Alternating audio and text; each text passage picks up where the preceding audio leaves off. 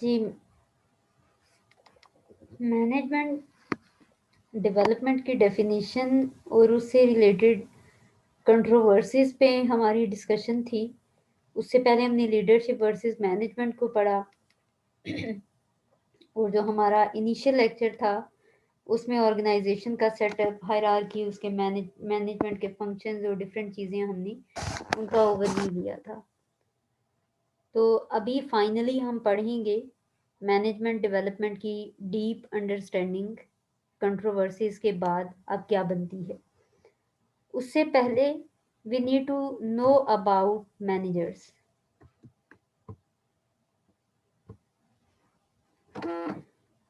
तो क्वेश्चन उठता है, हु आर मैनेजर्स। मैनेजर्स हमें पता है कि ये वो इंडिविजुअल्स होते हैं who are responsible to manage organisational resources. और ऑर्गेनाइजेशनल रिसोर्सेज, फाइनेंशियल रिसोर्सेज भी आते हैं, टेंजिबल, इंटेंजिबल, ह्यूमन रिसोर्स, हर चीज़ उसके अंदर आएगी। तो उनको जो मैनेज करता है बेसिकली उसको हम मैनेजर कहते हैं। They were the organizational members who told others what to do and how to do it. एक तो वो क्या करते हैं कि टास्क डिवाइड करते हैं अमंग इंडिविजुअल्स कि किसने क्या काम करना है। ऑब्वियसली जैसा हमने पहले लेक्चर में डिस्कस किया था, बेस्ड ऑन एलिजिबिलिटी क्राइटेरिया किसी भी इंडिविजुअल को हायर किया जाता है। तो एलिजिबिलिटी क्राइटेरिया का मतलब ये हुआ कि एक एम्प्लॉय की या एक इंडिविजुअल की जो भी स्किल्स, नॉलेज, एबिलिटीज़ हैं उसकी बेस पे उसको ऐसी जॉब, उसको ऐसा टास्क असाइन किया जाता है जिनमें वो अपनी एबिलिटीज़ और नॉलेज को यूटिलाइज करते हुए मैक्सिमम आउटपुट दे सकता है। एक तो एलोकेशन ऑफ टास्क मैनेजर करता है। दूसरा जो काम करता है मैनेजर वो ये कि जो असाइन टास्क है उसको परफॉर्म किस तरीके से किया जाए। तो जो गाइडलाइन है, जो सेट ऑफ डायरेक्शंस है एक्टिविटीज़ को परफॉर्म करने के लिए, वो भी मैनेजर असाइन कर रहा होता है या प्रोवाइड कर रहा होता है। तो करना क्या है, what to do and how to do, दोनों काम जो हैं ये रिस्पॉन्सिबिलिटीज हैं ऑफ एन ऑर्गेनाइजेशनल मैनेजर। तो हम कह सकते हैं it means manager is someone who coordinates and oversees the work of other people so that organisational goals can be accomplished. यहाँ पे हम सिर्फ लोगों की बात कर रहे हैं, लेकिन लोगों के अलावा भी जितने भी रिसोर्सेज होते हैं उन सब के मैनेजमेंट और उन सब की supervision is the responsibility of manager.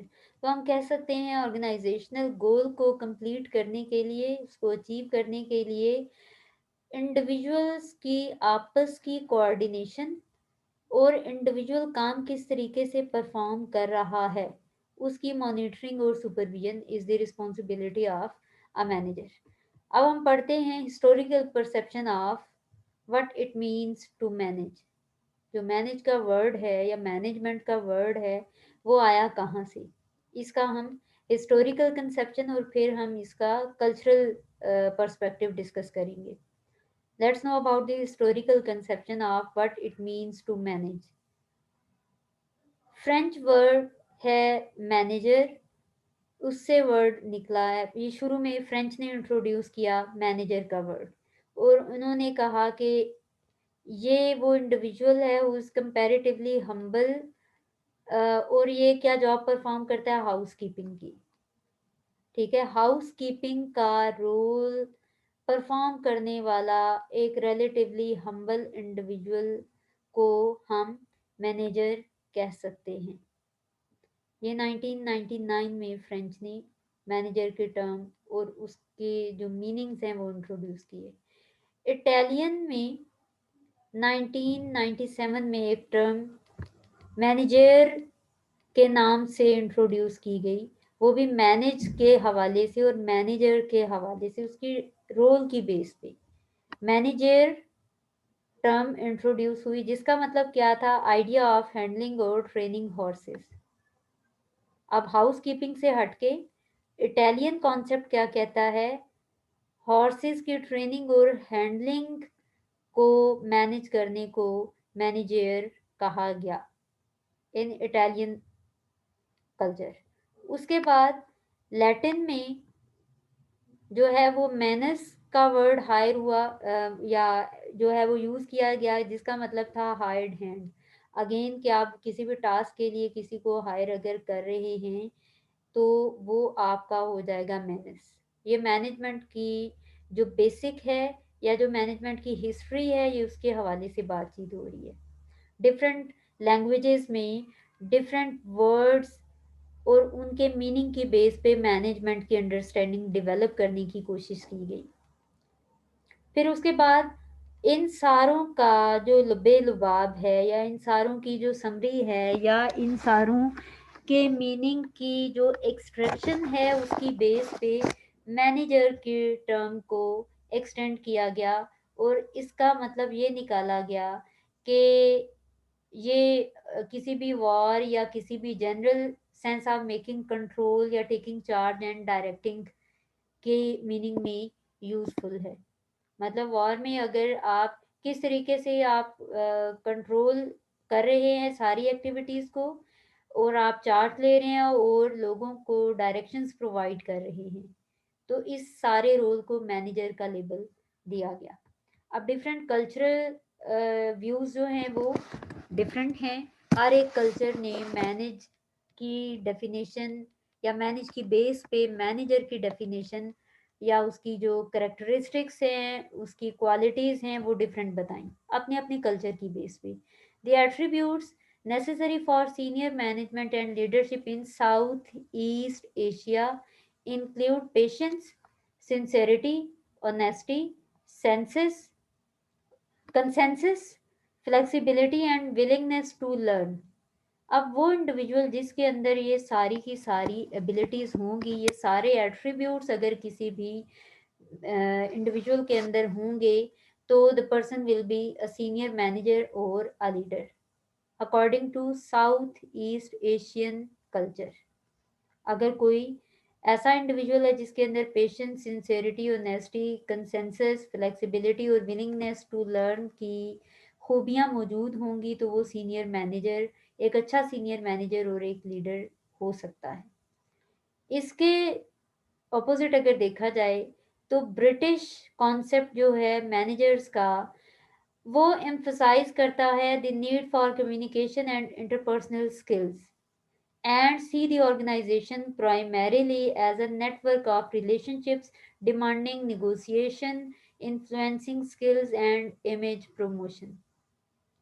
के जो साउथ ईस्ट एशिया है, उन्होंने कहा वो जो कि पेशेंट हो, जो कि सिंसियर हो, ऑनेस्ट हो, ज़्यादा लोगों को जो मैनेज कर सकता हो, जो डिफरेंट सिचुएशंस के अकॉर्डिंग फ्लेक्सिबिलिटी शो कर सकता हो, अडेप्टेबल टू सिचुएशन हो सकता हो, और वो हर नए एक्सपेरिमेंट करने के लिए विलिंग भी हो ताकि वो उनसे लर्न कर पाए, वो एक सीनियर मैनेजर या लीडर हो सकता है।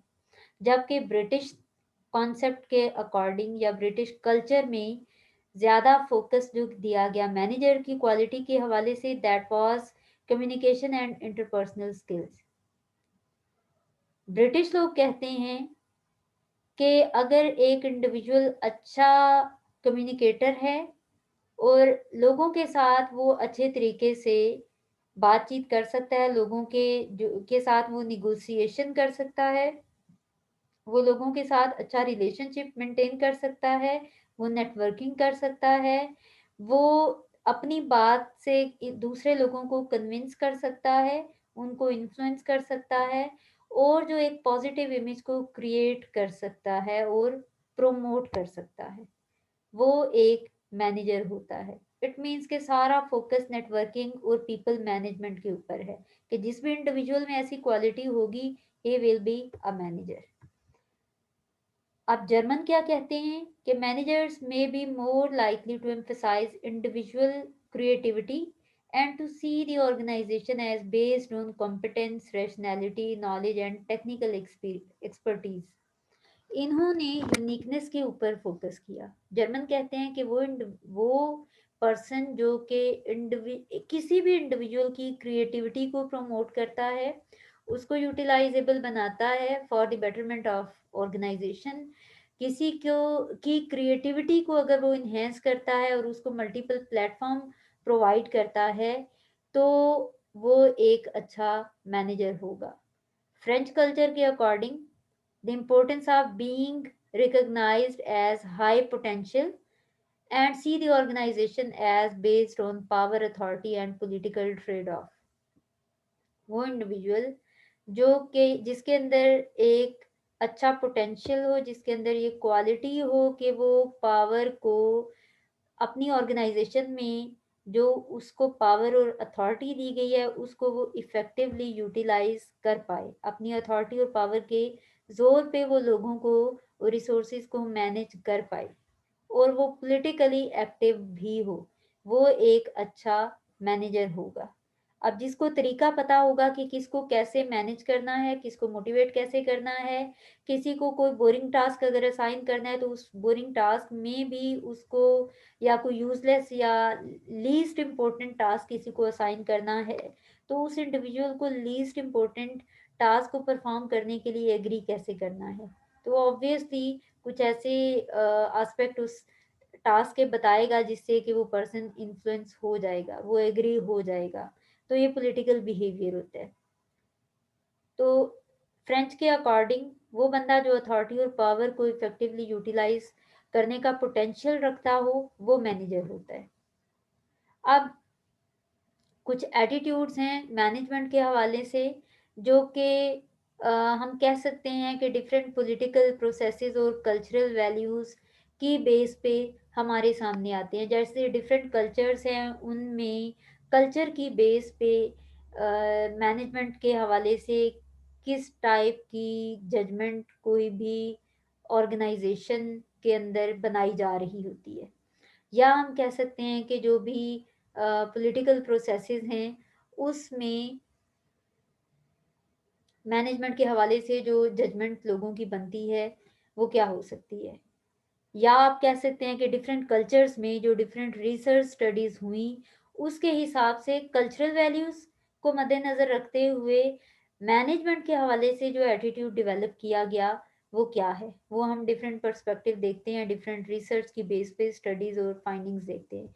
हॉफस्टेड ने 1980 में डिस्क्राइब किया कि तुर्की जो है वहाँ पे मीडियम हाई अनसर्टेनिटी अवॉइडेंस है, कि वो लोग तुर्की के जो लोग हैं according to Hofstede they are more indulge to avoid uncertainty. वो रिस्क को वेलकम नहीं करते हैं, वो न्यू एक्सपेरिमेंटेशन नहीं करते हैं। जो मैनेजर्स हैं वो जो रूटीन टास्क वो परफॉर्म कर रहे हैं, या जो उनकी सीन सिचुएशंस होती हैं, या जिसके लिए उनको एक एक्यूरेट एक लमसम टाइम की अमाउंट दी जाए जिसमें कि वो सारे फैक्ट्स एंड फिगर्स इकट्ठा करने के बाद अपनी रेगुलर एक्टिविटीज से थोड़ा सा डिफरेंट कोई डिसीजन मेक करेंगे।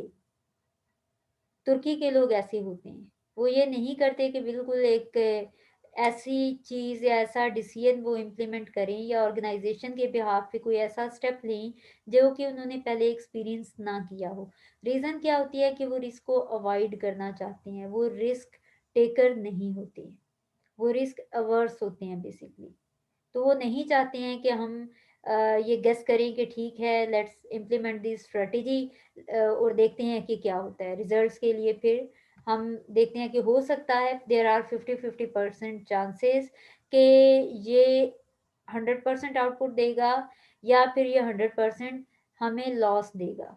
तो अगर ऐसी सिचुएशन होगी तो Turkish people will never go for that specific decision, वो ऐसा कोई रिस्क नहीं लेंगे।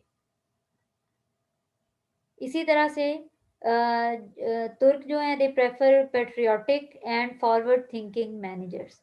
वो ये चाहते हैं, तुर्की के लोग ऐसे मैनेजर्स को प्रेफर करते हैं जो कि पेट्रियाटिक भी हों, और अपनी ये अपने डोमेस्टिक लेवल के लिए, या आप जो उनकी नेशन है उसके हवाले से कह सकते हैं, सोसाइटी के लिए कह सकते हैं, अपनी ऑर्गेनाइजेशन के लिए कह सकते हैं कि उनको पेट्रियाटिक होना पड़ेगा। और जो पेट्रियाटिक होते हैं for the betterment of their organisation, society and their nation, वो अच्छे मैनेजर्स हो सकते हैं, प्लस वो जो कि फॉरवर्ड थिंकर होते हैं, जो कि फ्यूचर को प्रॉपर प्लानिंग के थ्रू फ्यूचर में कोई भी स्टेप ले रहे होते हैं, जो कि रिस्क को अवर्स कर रहे होते हैं, रिस्क को अवॉइड कर रहे होते हैं. This insights into the way managers manage in one culture suggests that different countries will have distinctive ways of identifying, grooming, and developing their managers. अब तुर्की में जितनी भी डेवलपमेंट की जाती है मैनेजर्स की, वो क्या किस पे बेस्ड होगी कि कम से कम रिस्क को वेलकम किया जाए, या कम से कम न्यू एक्सपेरिमेंट्स किए जाए, कम से कम न्यू इंटरवेंशंस की जाए, कम से कम न्यू चेंजेस को इम्प्लीमेंट किया जाए इनसाइड द ऑर्गेनाइजेशन. तो वो रिस्क अवर्सिव बिहेवियर अपने एम्प्लॉयज को, सॉरी, जो उनके मैनेजर्स हैं उनको सिखा रहे होंगे. लेकिन इसी तरह से हो सकता है किसी और कल्चर में जहाँ पे कि वो ज़्यादा क्रिएटिव लोगों को पसंद करते हों, उस कल्चर में मैनेजर्स को जो डेवलपमेंट की जाएगी, उनकी जो एबिलिटीज़ डेवलप की जाएंगी, वो उस बेस पे होंगी कि वो ज़्यादा से ज़्यादा इनोवेटिव स्टेप्स लें, ज़्यादा से ज़्यादा रिस्क को एक्सपीरियंस करें, वो न्यू एक्सपेरिमेंट्स करें अपनी ऑर्गेनाइजेशन के हवाले से. तो कल्चर की बेस पे इट कैन बी सेड के डेवलपमेंट के पर्सपेक्टिव डिफरेंट होंगे, या मैनेजर्स की डेवलपमेंट डिफरेंट तरीके से की जाएगी in each and every culture, based on the distinctive values of that specific culture. तुर्की के सारे लोग जो हैं नॉर्मली वो रिस्क को अवॉइड करते हैं, इसलिए मैनेजर्स को भी रिस्क अवॉइडेंस बिहेवियर सिखाया जाता है. लेकिन किसी और कल्चर में जहाँ पे के risk taking behaviour individual level पे ज़्यादा होगा, वहाँ पे यही चीज़ उनको भी सिखाई जाएगी. हमारे यहाँ जो है पाकिस्तानी कॉन्टेक्स्ट में अगर देखा जाए तो पावर डिस्टेंस ज़्यादा है, कि आप किसी हाई रैंक पे हैं सपोज, तो you must be so much powerful, या हम कह सकते हैं कि you must show your power in the form कि आप किसी को खातिर में ना लाएं. हर इंडिविजुअल की साइकी, हमारी सोसाइटी का फंडा ऐसा है. तो ऑर्गेनाइजेशनल लेवल पे भी मैनेजर्स को क्या, किस तरीके की उनकी एबिलिटी डेवलप की जाएगी कि वो हर इंडिविजुअल को अपने से बहुत डिस्टेंस में रखें, लिमिट सेट करें each and every individual employ के लिए, each and every individual member के लिए. पावर डिस्टेंस क्योंकि हमारी सोसाइटी में हायर है. This is partly driven by educational priorities, corporate strategies, historical legacies, and cultural values. अब मैनेजर्स की डेवलपमेंट किस तरह की करनी है, वो एजुकेशनल प्रायोरिटीज़ की बेस पे डिसाइड किया जाएगा. इसी तरीके से किस ऑर्गेनाइजेशन में किस टाइप की स्ट्रेटजीज ज़्यादा यूज़फुल होती हैं, ज़्यादा इफ़ेक्टिव होती हैं, उसी टाइप की ट्रेनिंग मैनेजर्स को सिखाई जाएगी. इसी तरह से जो हिस्टोरिकल लेगेसीज हैं कि पुराने लोगों ने किस तरीके की कंट्रीब्यूशंस की और उन कंट्रीब्यूशंस का ऑर्गेनाइजेशन के ऊपर इफ़ेक्ट कैसा रहा, ऑब्वियसली जो अचीवमेंट्स होंगी उस टाइप की स्ट्रेटजीज जो मैनेजर्स हैं उनको सिखाई जाएंगी. इसी तरीके से अपने कल्चर की जो बेसिक वैल्यूज़ हैं वो सिखाई जाएंगी, और कोशिश की जाएगी कि मैनेजर्स के अंदर वही एबिलिटी डेवलप की जाए.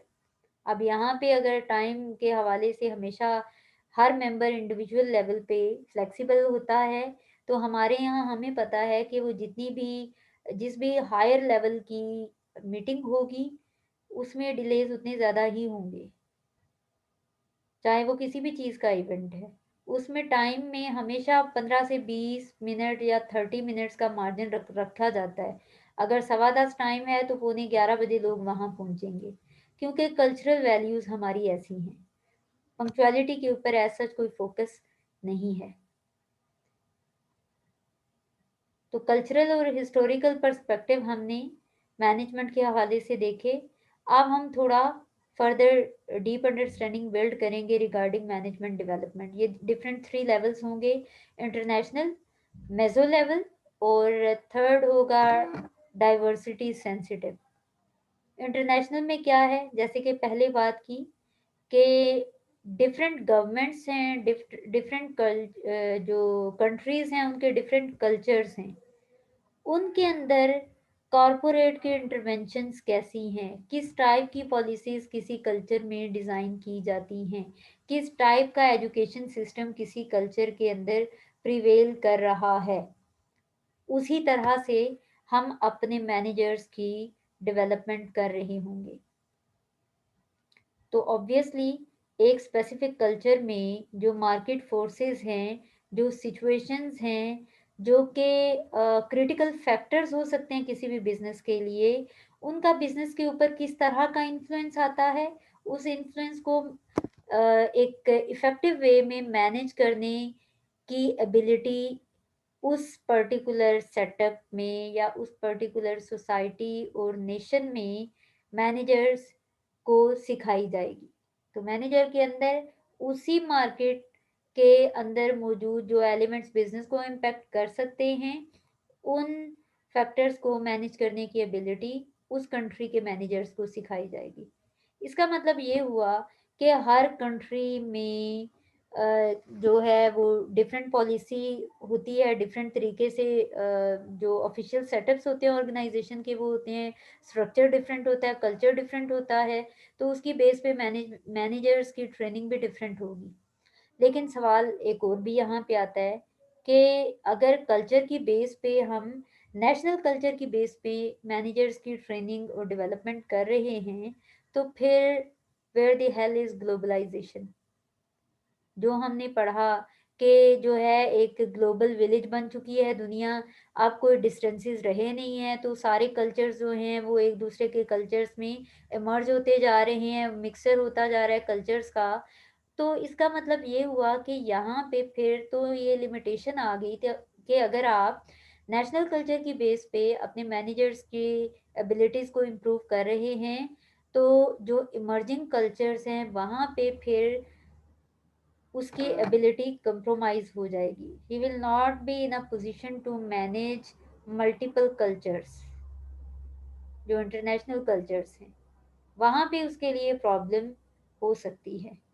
लेकिन ग्लोबलाइजेशन के बावजूद कल्चर्स में कुछ ना कुछ मिक्सचर बाकी कल्चर्स का आया है, लेकिन उसके बावजूद हर एक नेशनल कल्चर प्योर फॉर्म में मौजूद है। हर एक कल्चर के जो गुड्स एंड बैड, जो राइट एंड रॉन्ग हैं वो डिफरेंट हैं, जो डूज एंड डोंट्स हैं वो हर कल्चर के डिफरेंट हैं। इसलिए नेशनल लेवल पे जो है वो मैनेजमेंट डेवलपमेंट की जाती है।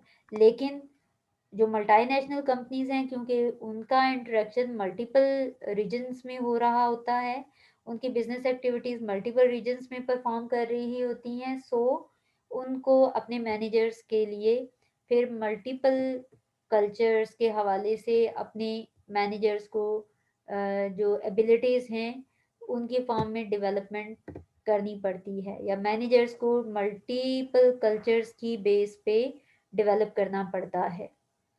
फिर सेकंड लेवल आता है मेसो लेवल। अब मेसो लेवल क्या होता है कि डिफरेंट लेवल्स आ जाते हैं, तो हर डिफरेंट लेवल पे मैनेजमेंट की development will be different. Individual level पे दैट विल बी डिफरेंट, लेकिन कंटेक्चुअल लेवल पे अब डिफरेंट, जैसे अगर गवर्नमेंट की, अगर हम पेस्टल की बात करें या जो एक्सटर्नल फैक्टर्स हैं, ऑर्गेनाइजेशन के एक्सटर्नल फैक्टर्स हैं जो ऑर्गेनाइजेशन को इन्फ्लुएंस कर रहे हैं, या जो डिफरेंट सिचुएशंस आती हैं, वो हर एक सिचुएशन का इम्पैक्ट बिजनेस के ऊपर डिफरेंट होगा। तो या हम कह सकते हैं कि जो मार्केट फोर्सेस हैं, डिफरेंट मार्केट फोर्सेस, उसमें टेक्नोलॉजी आ गई, उसमें लीगल पॉलिटिकल सोशल सिस्टम आ गया, इन सब का अलग अलग तरह का इम्पैक्ट बिजनेस के ऊपर हो रहा होता है। और जो वो इंडिविजुअल किसी भी ऑर्गेनाइजेशन में जो वर्किंग पोजीशन में हैं, उनके ऊपर उन एक्सटर्नल फैक्टर्स का इन्फ्लुएंस विल बी डिफरेंट। तो उन एक्सटर्नल फैक्टर्स के डिफरेंट तरह के इन्फ्लुएंस को मैनेज करने के लिए अपने मैनेजर्स की एबिलिटीज को डेवलप करना पड़ता है। एक तो नेशनल लेवल पे हो गया, लेकिन अब मार्केट फोर्सेस की बेस पे you have to develop your managers accordingly. कि अगर तो स्ट्राइक्स होती हैं तो उस पोजीशन में बिजनेस एक्टिविटीज को कैसे आपने परसू करना है, मैनेजर के अंदर एबिलिटी डेवलप करें। लॉकडाउन आ गया सडनली, तो ऐसी सडन सिचुएशन में आपने अपने बिजनेस का सर्वाइवल कैसे रखना है, उसको वर्किंग पोजीशन में कैसे रखना है। इसी तरह से अगर जो है वो हम कह दें कि पेट्रोल की सपोज प्राइसेस में इंक्रीज आ गया है, तो उसमें आपकी स्ट्रेटेजी किस तरीके की होनी चाहिए। तो आप डिफरेंट लेवल्स की बेस पे अपने मैनेजर्स की डेवलपमेंट कर रहे होंगे और उसमें वो किस तरीके से पॉलिसी मेकिंग कर रहे होंगे, ये सब आप उनके अंदर एबिलिटीज को डेवलप कर रहे होंगे। तो there are two different factors that can affect human resource management issues, functions and policies. वो कौन से फैक्टर्स हैं? Exogenous factors and endogenous factors. Exogenous E X, जैसे एक्सटर्नल के स्टार्ट में भी होता है, एक्सोजिनस के भी ऐसे ही है। ये एक्सटर्नल फैक्टर्स की, प्योरली एक्सटर्नल फैक्टर्स की बात हो रही है, जो कि beyond the control of a business है, जो कि उस पूरी इंडस्ट्री में डिफरेंट फैक्टर्स हो सकते हैं। इंडस्ट्री के ट्रेंड्स अगर चेंज हो रहे हैं तो उसमें फिर आपके बिजनेस को सरवाइव कैसे करना है, उसके लिए ऑब्वियसली मैनेजर इज रिस्पॉन्सिबल, तो आपने उसी को डेवलप करना है। इसके अलावा एक स्पेसिफिक रीजन में अगर आप ऑपरेट कर रहे हैं या कंट्री में ऑपरेट कर रहे हैं, तो उसकी कल्चरल वैल्यूज की बेस पे आपने अपनी ऑर्गेनाइजेशन में क्या डिसीजंस लेने हैं, कौन सी स्ट्रेटजीज बनानी है, अकॉर्डिंगली आप अपने मैनेजर्स की डेवलपमेंट कर रहे होंगे। जो दूसरी टाइप ऑफ फैक्टर्स है दैट इज एंडोजिनस फैक्टर्स।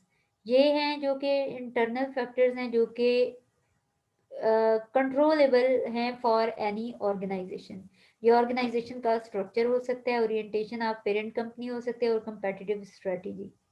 आपका इंटरनल स्ट्रक्चर क्या है, स्पैन ऑफ कंट्रोल कितना है, कम्युनिकेशन चैनल क्या है आपका, आपका रिपोर्टिंग सिस्टम क्या, आपका सेंट्रलाइज सिस्टम है, डिसेंट्रलाइज सिस्टम है, क्या, किस तरीके की वर्किंग हो रही है, और उस स्पेसिफिक स्ट्रक्चर के साथ आप मार्केट में किस तरीके से सरवाइव कर रही हैं। फिर आप सिर्फ एक सिंगल कंपनी नहीं है जो कि ऑपरेट कर रही है, आपके साथ आपके लेवल की ऑर्गेनाइजेशंस हैं जो आपको एक टफ कंपटीशन दे रही हैं। तो उन सब में अपनी पोजीशन को बरकरार रखने के लिए कौन सी स्ट्रेटेजी आप डिज़ाइन कर रहे हैं। ऑब्वियसली वो तभी डिज़ाइन हो पाएगी जब आप अपने मैनेजर्स को डेवलप कर पाएंगे, जब उनको नो हाउ होगी इंटरनल और एक्सटर्नल दोनों फैक्टर्स की।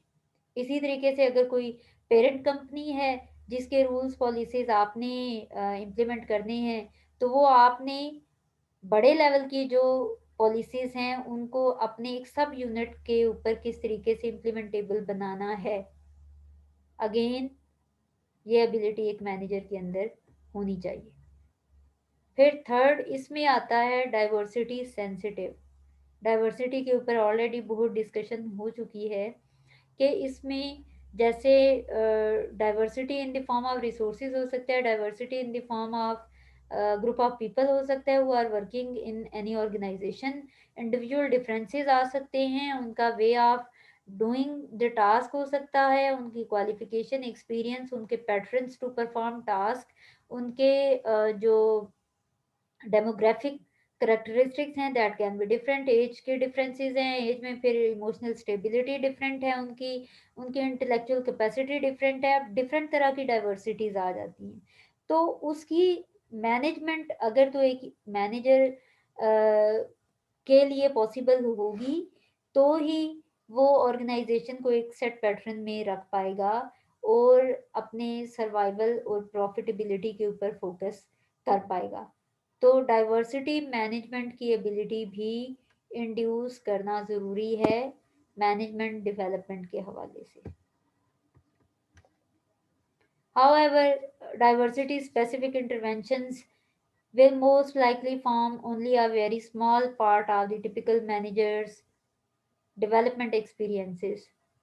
इतना कोई ख़ास इनका डिफरेंस नहीं होता है, एज का कर लें या इमोशनल स्टेबिलिटी या जितने भी ओवरऑल हम कह सकते हैं जो पर्सनैलिटी डिस्पोजिशन या पर्सनैलिटी डिफरेंसेस हैं, उनके हवाले से एज सच कोई इंटरवेंशन ज़रूरी नहीं है मैनेजर के लिए, लेकिन फिर भी क्योंकि डिफरेंसेस हैं, वो लोग जब भी काम कर रहे हैं तो जहाँ पे भी मल्टीपल पीपल आर देयर तो डिफरेंसेस आर देयर, और डिफरेंसेस की बेस पे फिर उनके कोई ना कोई कॉन्फ्लिक्ट्स, कोई ना कोई डिसएग्रीमेंट्स आ सकते हैं, जिसकी वजह से ओवरऑल ऑर्गेनाइजेशनल एफिशिएंसी और वर्किंग के ऊपर इम्पैक्ट आ सकता है।